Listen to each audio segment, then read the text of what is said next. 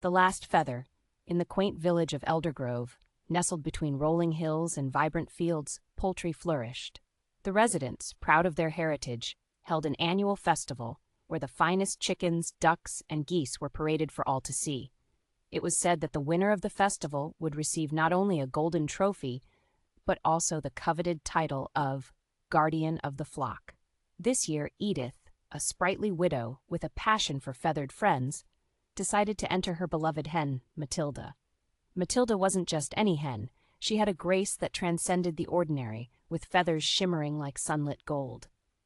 However, the competition was fierce. Young Thomas, a brash newcomer, had trained his sleek, imposing rooster, Brutus, to perfection. As the festival day arrived, the village buzzed with excitement. Edith dressed Matilda in a delicate garland of daisies, whispering words of encouragement as they approached the main stage. The judging panel, a mix of seasoned farmers and curious townsfolk, scrutinized each contestant. When it was Edith's turn, she felt an unexpected surge of confidence. Matilda strutted, her demeanor regal, capturing hearts and attention alike.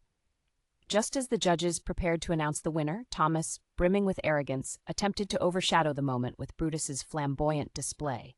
Yet the crowd remained enchanted by Matilda's quiet elegance. In an unexpected twist, the judges declared Matilda the winner. Edith's tears of joy mingled with laughter as she embraced her feathered companion. That day she learned that true beauty lies not in the loudest crow, but in the gentle spirit that resonates within.